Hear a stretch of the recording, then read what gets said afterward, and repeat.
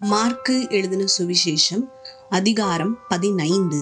பொழுது விடிந்தவுடனே பிரதான ஆசாரியரும் மூப்பரும் வேதபாரகரும் ஆலோசனை சங்கத்தார் அனைவரும் கூடி ஆலோசனை பண்ணி இயேசுவை கட்டி கொண்டு போய் பிலாத்துவினிடத்தில் ஒப்பு கொடுத்தார்கள். பிலாத்து அவரை நோக்கி, நீ யூதருடைய ராஜாவா என்று கேட்டான். அதற்கு அவர், நீர் சொல்லுகிறபடிதான் என்றார். பிரதான ஆசாரியர்கள் அவன் மேல் அநேக குற்றங்களை சாட்டினார்கள். அவரோ மாறுதரம் ஒன்றும் சொல்லவில்லை. அப்பொழுது பிலாத்து மறுபடியும் அவரை நோக்கி, இதோ இவர்கள் உன்மேல் எத்தனையோ குற்றங்களை சாட்டுகிறார்களே, அதற்கு நீ உத்தரவு ஒன்றும் சொல்லுகிறதில்லையா என்று கேட்டான். இயேசுவோ அப்பொழுதும் உத்தரவு ஒன்றும் சொல்லவில்லை. அதனால் பிலாத்து ஆச்சரியப்பட்டான். காவல் பண்ணப்பட்டவர்களில் எவனை விடுதலையாக்க வேண்டுமென்று ஜனங்கள் கேட்டுக்கொள்வார்களோ அவனை அவர்களுக்காக விடுதலையாக்குவது பண்டிகை தோறும் பிலாத்துவுக்கு வழக்கமாயிருந்தது. கலகம் பண்ணி அந்த கலகத்தில் கொலை செய்து அதற்காக காவல் பண்ணப்பட்டவர்களில் பரபாஸ் என்னப்பட்ட ஒருவன் இருந்தான். ஜனங்கள் வழக்கத்தின்படியே தங்களுக்கு ஒருவனை விடுதலையாக்க வேண்டும் என்று சத்தமிட்டு கேட்டுக்கொள்ளத் தொடங்கினார்கள். பொறாமையினாலே பிரதான ஆசாரியர்கள் அவரை ஒப்பு கொடுத்தார்கள் என்று பிலாத்து அறிந்து அவர்களை நோக்கி, நான் யூதருடைய ராஜாவை உங்களுக்கு விடுதலையாக்க வேண்டும் என்றிருக்கிறீர்களா என்று கேட்டான். பரபாசை தங்களுக்கு விடுதலையாக்க வேண்டும் என்று ஜனங்கள் கேட்டுக்கொள்ளும்படி பிரதான ஆசாரியர்கள் அவர்களை ஏவி விட்டார்கள். பிலாத்து மறுபடியும் அவர்களை நோக்கி, அப்படியானால் யூதருடைய ராஜாவென்று நீங்கள் சொல்லுகிறவனை நான் என்ன செய்ய வேண்டும் என்று கேட்டான். அவனை சிலுவையில் அறையும் என்று மறுபடியும் சத்தமிட்டு சொன்னார்கள். அதற்கு பிலாத்து, ஏன், என்ன பொல்லாப்பு செய்தான் என்றான். அவர்களோ அவனை சிலுவையில் அறையும் என்று பின்னும் அதிகமாய் கூக்குரலிட்டு சொன்னார்கள். அப்பொழுது பிலாத்து ஜனங்களை பிரியப்படுத்த மனதுள்ளவனாய் பரபாசை அவர்களுக்கு விடுதலையாக்கி இயேசுவையோ வாரினால் அடிப்பித்து சிலுவையில் அறையும்படிக்கு ஒப்பு கொடுத்தான். அப்பொழுது போர்ச்சேவகர் அவரை தேசாதிபதியின் அரண்மனையாகிய மாளிகையில் கொண்டு போய் அவ்விடத்தில் போர்ச்சேவகருடைய கூட்டம் முழுவதையும் கூடிவரச் செய்து சிவப்பான மேல் அங்கியை அவருக்கு உடுத்தி முள்முடியை பின்னி அவருக்கு சூட்டி, யூதருடைய ராஜாவே வாழ்க என்று அவரை வாழ்த்தி அவரை சிரசில் கோலால் அடித்து அவர் மேல் துப்பி முழங்கால் படியிட்டு அவரை வணங்கினார்கள். அவரை பரியாசம் பண்ணின பின்பு சிவப்பான அங்கியை கழற்றி அவருடைய வஸ்திரங்களை அவருக்கு உடுத்தி அவரை சிலுவையில் அறையும்படி வெளியே கொண்டு போனார்கள். சிரேனே ஊரானும் அலெக்சந்தருக்கும் ரூப்புக்கும் தகப்பனுமாகிய சீமோன் என்னப்பட்ட ஒருவன் நாட்டிலிருந்து அவ்வழியே வருகையில் அவருடைய சிலுவையை சுமக்கும்படி அவனை பலவந்தம் பண்ணினார்கள். கபாலஸ்தலம் என்று அர்த்தம் கொள்ளும் கொல்கதா என்னும் இடத்துக்கு அவரை கொண்டு போய் வெள்ளை போலம் கலந்த திராட்சை ரசத்தை அவருக்கு குடிக்க கொடுத்தார்கள். அவர் அதை ஏற்றுக்கொள்ளவில்லை. அப்பொழுது அவரை சிலுவையில் அறைந்தார்கள். அதன் பின்பு அவருடைய வஸ்திரங்களை பங்கிட்டு ஒவ்வொருவன் ஒவ்வொரு பங்கை எடுத்துக்கொள்ளும்படி அவைகளை குறித்து சீட்டு போட்டார்கள். அவரை சிலுவையில் அறைந்தபோது 3ஆம் மணி வேளையாயிருந்தது. அவர் அடைந்த ஆக்கினையின் முகாந்திரத்தை காண்பிக்கும் பொருட்டு யூதருடைய ராஜா என்று எழுதி சிலுவையின் மேல் கட்டினார்கள். அல்லாமலும் அவருடைய வலது பக்கத்தில் ஒருவனும் அவருடைய இடது பக்கத்தில் ஒருவனுமாக 2 கள்ளரை அவரோட கூட சிலுவைகளில் அறைந்தார்கள். அக்கிரமக்காரரில் ஒருவனாக எண்ணப்பட்டார் என்கிற வேத வாக்கியம் அதனால் நிறைவேறிற்று. அந்த வழியாய் நடந்து போகிறவர்கள் தங்கள் தலைகளை துலுக்கி, ஆ ஆ, தேவாலயத்தை இடித்து 3 நாளைக்குள்ளே கட்டுகிறவனை, உன்னை நீயே ரட்சித்துக்கொள், சிலுவையில் இருந்து இறங்கி வா என்று அவரை தூஷித்தார்கள். அப்படியே பிரதான ஆசாரியரும் வேதபாரகரும் தங்களுக்குள்ளே பரியாசம் பண்ணி, மற்றவர்களை ரட்சித்தான், தன்னைத்தான் ரட்சித்துக் கொள்ள திராணி இல்லை, நாம் கண்டு விசுவாசிக்கத்தக்கதாக இஸ்ரவேலுக்கு ராஜாவாகிய கிறிஸ்து இப்பொழுது சிலுவையில் இருந்து இறங்கட்டும் என்று சொல்லிக் கொண்டார்கள். அவரோட கூட சிலுவைகளில் அறையப்பட்டவர்களும் அவரை நிந்தித்தார்கள். 6ஆம் மணி நேரம் முதல் 9ஆம் மணி நேரம் வரைக்கும் பூமி எங்கும் அந்தகாரம் உண்டாயிற்று. 9ஆம் மணி நேரத்திலே இயேசு எலோயி எலோயி லாமா சபக்தானி என்று மிகுந்த சத்தமிட்டு கூப்பிட்டார். அதற்கு என் தேவனே, என் தேவனே, ஏன் என்னை கைவிட்டீர் என்று அர்த்தமாம். அங்கே நின்றவர்களில் சிலர் அதை கேட்டபொழுது, இதோ எலியாவை கூப்பிடுகிறான் என்றார்கள். ஒருவன் ஓடி கடற்காளானை காடியிலே தோய்த்து அதை ஒரு கோலில் மாட்டி அவருக்கு குடிக்க கொடுத்து, பொறுங்கள், எலியா இவனை இறக்க வருகிறானா பார்ப்போம் என்றான். இயேசு மகா சத்தமாய் கூப்பிட்டு ஜீவனை விட்டார்.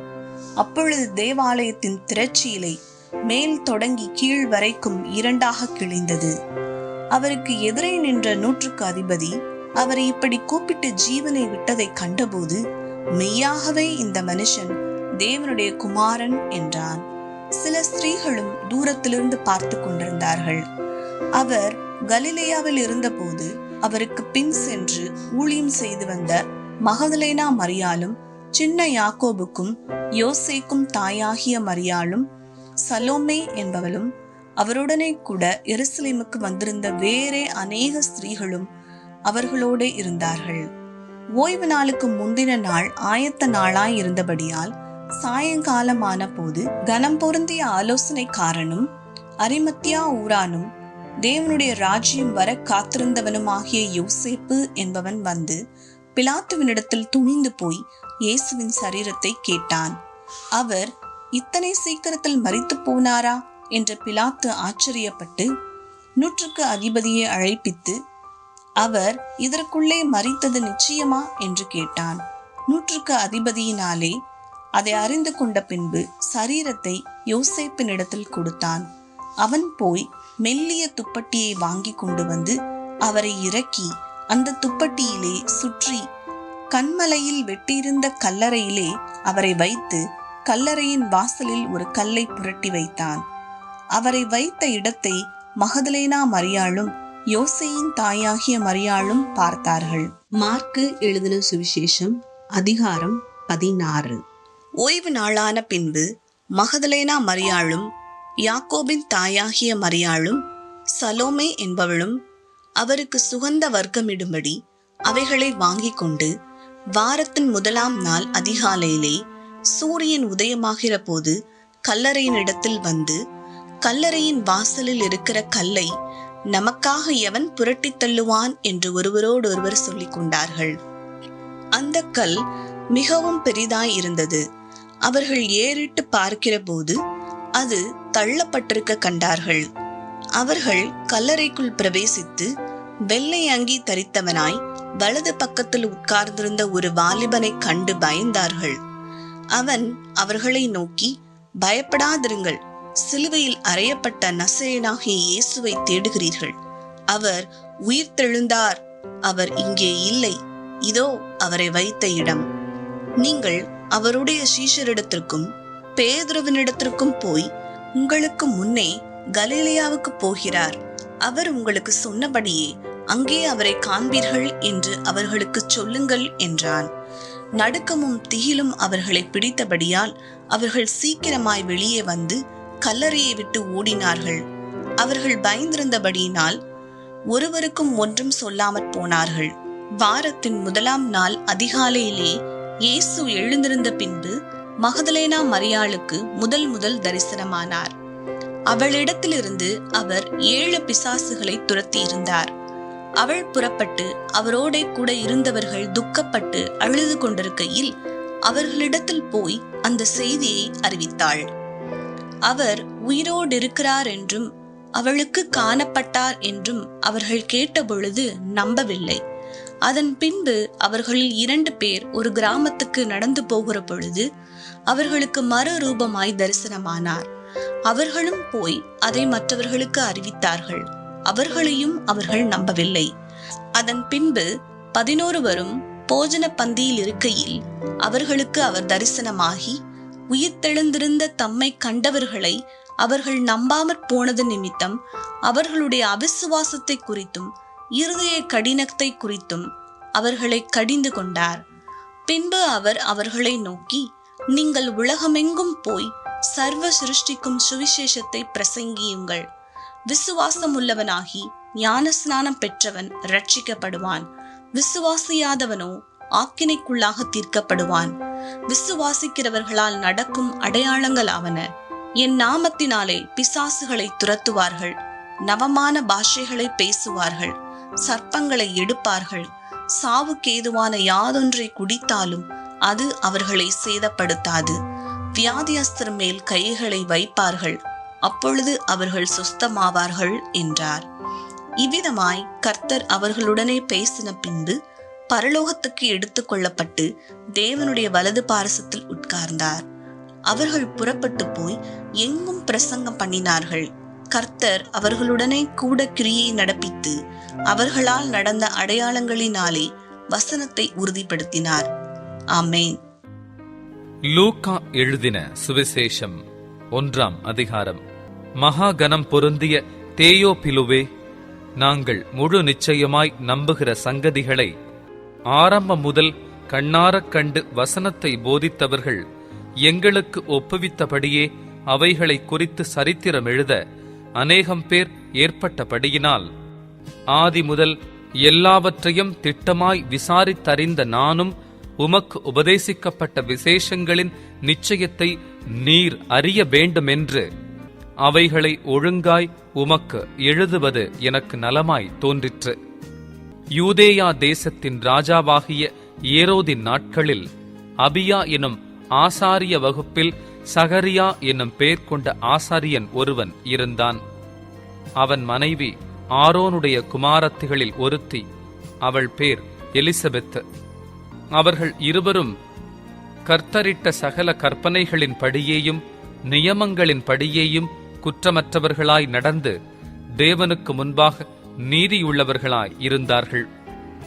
எலிசபெத் மலடியாய் இருந்தபடியினால் அவர்களுக்கு பிள்ளை இல்லாதிருந்தது. இருவரும் வயது சென்றவர்களாயும் இருந்தார்கள்.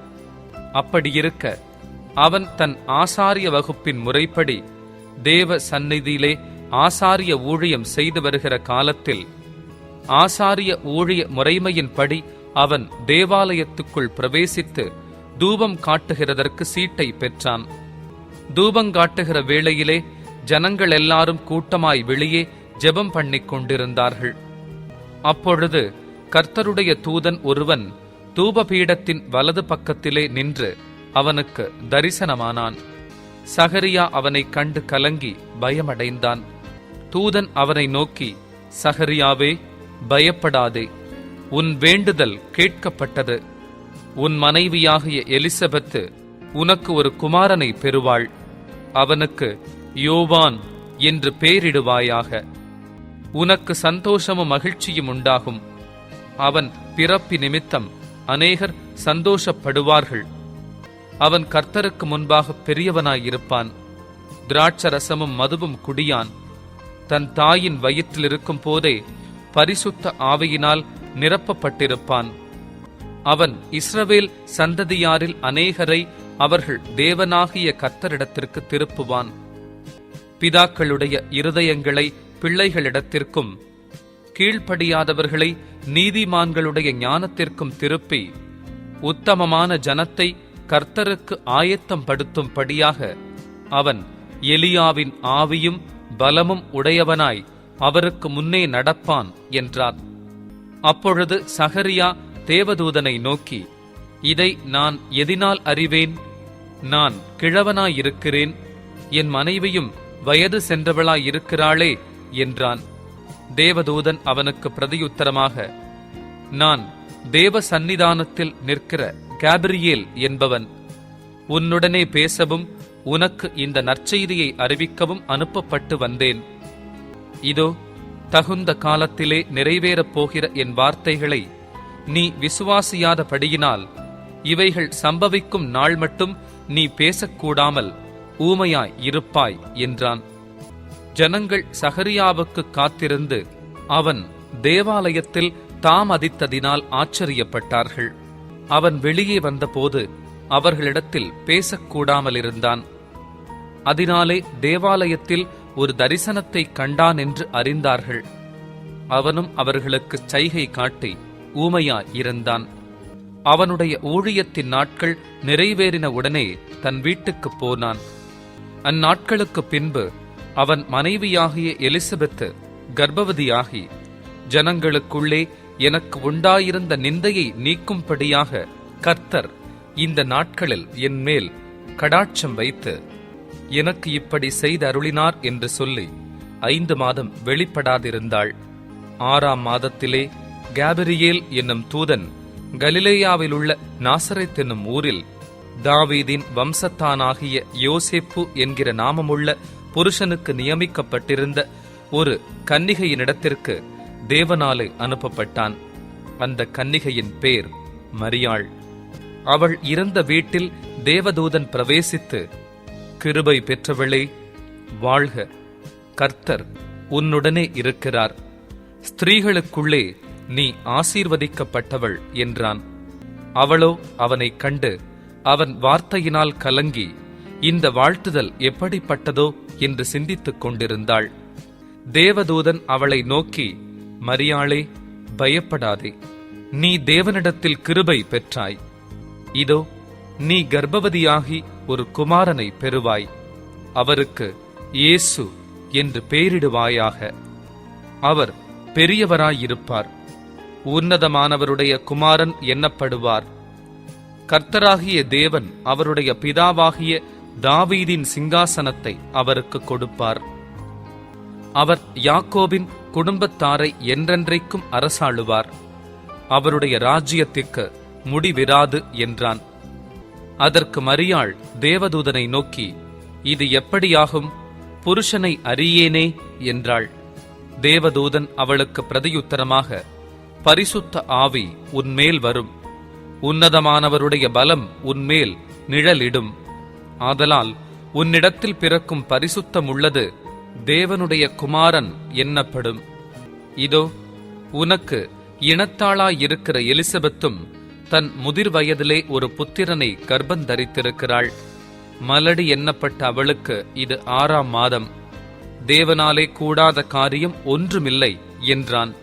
அதற்கு மரியாள், இதோ நான் ஆண்டவருக்கு அடிமை, உம்முடைய வார்த்தையின்படி எனக்கு ஆகக் கடவது என்றாள். அப்பொழுது தேவதூதன் அவளிடத்திலிருந்து போய்விட்டான். அந்நாட்களில் மரியாள் எழுந்து மலை நாட்டிலே யூதாவில் உள்ள ஒரு பட்டணத்திற்கு தீவிரமாய் போய் சகரியாவின் வீட்டுக்குள் பிரவேசித்து எலிசபெத்தை வாழ்த்தினாள். எலிசபெத்து மரியாளுடைய வாழ்த்துதலை கேட்டபொழுது அவளுடைய வயிற்றிலிருந்த பிள்ளை துள்ளிற்று. எலிசபெத் பரிசுத்த ஆவியினால் நிரப்பப்பட்டு உரத்த சத்தமாய், ஸ்திரீகளுக்குள்ளே நீ ஆசீர்வதிக்கப்பட்டவள், உன் கர்ப்பத்தின் கனியும் ஆசீர்வதிக்கப்பட்டது. என் ஆண்டவருடைய தாயார் என்னிடத்தில் வந்தது எனக்கு எதினால் கிடைத்தது? இதோ நீ வாழ்த்தின சத்தம் என் காதில் விழுந்தவுடனே என் வயிற்றிலுள்ள பிள்ளை களிப்பாய் துள்ளிற்று. விசுவாசித்தவளே பாக்கியவதி, கர்த்தராலே அவளுக்குச் சொல்லப்பட்டவைகள் நிறைவேறும் என்றாள். அப்பொழுது மரியாள், என் ஆத்துமா கர்த்தரை மகிமைப்படுத்துகிறது, என் ஆவி என் இரட்சகராகிய தேவனில் களி கூறுகிறது. அவர் தம்முடைய அடிமையின் தாழ்மையை நோக்கி பார்த்தார். இதோ இது முதல் எல்லா சந்ததிகளும் என்னை பாக்கியவதி என்பார்கள். வல்லமை உடையவர் மகிமையானவைகளை எனக்குச் செய்தார். அவருடைய நாமம் பரிசுத்தமுள்ளது. அவருடைய இரக்கம் அவருக்கு பயந்திருக்கிறவர்களுக்கு தலைமுறை தலைமுறைக்கும் உள்ளது. தம்முடைய புயத்தினாலே பராக்கிரமம் செய்தார். இருதய சிந்தையில் அகந்தையுள்ளவர்களை சிதறடித்தார். பலவான்களை ஆசனங்களிலிருந்து தள்ளி தாழ்மையானவர்களை உயர்த்தினார். பசி உள்ளவர்களை நன்மைகளினால் நிரப்பி ஐஸ்வர்யம் உள்ளவர்களை வெறுமையாய் அனுப்பிவிட்டார். நம்முடைய பிதாக்களுக்கு அவர் சொன்னபடியே ஆபிரகாமுக்கும் அவன் சந்ததிக்கும் என்றென்றைக்கும் இரக்கஞ் செய்ய நினைத்து தம்முடைய தாசனாகிய இஸ்ரவேலை ஆதரித்தார் என்றாள். மரியாள் ஏறக்குறைய 3 மாதம் அவளுடனே இருந்து தன் வீட்டுக்கு திரும்பி போனாள். எலிசபெத்துக்கு பிரசவ காலம் நிறைவேறின போது அவள் ஒரு புத்திரனை பெற்றாள். கர்த்தர் அவளிடத்தில் தம்முடைய இரக்கத்தை விளங்க பண்ணினாரென்று அவளுடைய அயலகத்தாரும் பந்து ஜனங்களும் கேள்விப்பட்டு அவளுடனே கூட சந்தோஷப்பட்டார்கள். 8ஆம் நாளிலே பிள்ளைக்கு விருத்த சேதனம் பண்ணும்படிக்கு அவர்கள் வந்து அதன் தகப்பனுடைய நாமத்தின்படி அதற்கு சகரியா என்று பெயரிடப் போனார்கள். அப்பொழுது அதன் தாய், அப்படியல்ல, அதற்கு யோவான் என்று பெயரிட வேண்டும் என்றாள். அதற்கு அவர்கள், உன் உறவின் முறையாரில் இந்த பேருள்ளவன் ஒருவனும் இல்லையே என்று சொல்லி அதன் தகப்பனை நோக்கி, இதற்கு என்ன பெயரிட மனதாயிருக்கிறீர் என்று சைகையினால் கேட்டார்கள். அவன் எழுத்து பலகையை கேட்டு வாங்கி இவன் பேர் யோவான் என்று எழுதினான். எல்லாரும் ஆச்சரியப்பட்டார்கள். உடனே அவனுடைய வாய் திறக்கப்பட்டு அவனுடைய நாவும் கட்டவிழ்க்கப்பட்டு தேவனை ஸ்தோத்தரித்து பேசினான். அதனால் அவர்களைச் சுற்றி வாசமாயிருந்த யாவருக்கும் பயம் உண்டாயிற்று. மேலும் யூதேயாவின் மலை நாடெங்கும் இந்த வர்த்தமானங்களெல்லாம் சொல்லிக் கொள்ளப்பட்டது. அவைகளை கேள்விப்பட்டவர்கள் எல்லாரும் தங்கள் மனதிலே அவைகளை வைத்துக்கொண்டு, இந்த பிள்ளை எப்படிப்பட்டதாயிருக்குமோ என்றார்கள். கர்த்தருடைய கரம் அந்த பிள்ளையோடே இருந்தது. அவனுடைய தகப்பனாகிய சகரியா பரிசுத்த ஆவியினாலே நிரப்பப்பட்டு தீர்க்க தரிசனமாக, இஸ்ரவேலின் தேவனாகிய கர்த்தருக்கு ஸ்தோத்திரம் உண்டாவதாக, அவர் நம்முடைய பிதாக்களுக்கு வாக்குத்தத்தம் பண்ணின இரக்கத்தை செய்வதற்கும் தம்முடைய பரிசுத்த உடன்படிக்கையை நினைத்தருளி உங்கள் சத்துருக்களின் கைகளினின்று நீங்கள் விடுதலையாக்கப்பட்டு உயிரோடிருக்கும் நாளெல்லாம் பயமில்லாமல் எனக்கு முன்பாக பரிசுத்தத்தோடும் நீதியோடும் எனக்கு ஊழியம் செய்ய கட்டளையிடுவேன் என்று அவர் நம்முடைய பிதாவாகிய ஆபிரகாமுக்கு இட்ட ஆணையை நிறைவேற்றுவதற்கும் ஆதி முதற்கொண்டிருந்த தம்முடைய பரிசுத்த தீர்க்க தரிசிகளின் வாக்கினால் தாம் சொன்னபடியே தமது ஜனத்தை சந்தித்து மீட்டுக்கொண்டு நம்முடைய சத்துருக்களினின்றும் நம்மை பகைக்கிற யாவருடைய கைகளினின்றும் நம்மை ரட்சிக்கும் படிக்க தம்முடைய தாசனாகிய தாவீதின் வம்சத்திலே நமக்கு இரட்சணிய கொம்பை ஏற்படுத்தினார். நீயோ பாலகனே, உன்னதமானவருடைய தீர்க்கதரிசி என்னப்படுவாய். நீ கர்த்தருக்கு வழிகளை ஆயத்தம் பண்ணவும் நமது தேவனுடைய உருக்கமான இரக்கத்தினாலே அவருடைய ஜனத்துக்கும் பாவ மன்னிப்பாகிய இரட்சிப்பை தெரியப்படுத்தவும் அவருக்கு முன்னாக நடந்து போவாய். அந்தகாரத்திலும் மரண இருளிலும் உட்கார்ந்திருக்கிறவர்களுக்கு வெளிச்சம் தரவும் நம்முடைய கால்களை சமாதானத்தின் வழியிலே நடத்தவும் அவ்விரக்கத்தினாலே உன்னதத்திலிருந்து தோன்றிய அருணோதயம் நம்மை சந்தித்திருக்கிறது என்றான். அந்த பிள்ளை வளர்ந்து ஆவியிலே பலம் கொண்டு இஸ்ரவேலுக்கு தன்னை காண்பிக்கும் நாள் வரைக்கும் வனாந்தரங்களிலே இருந்தான்.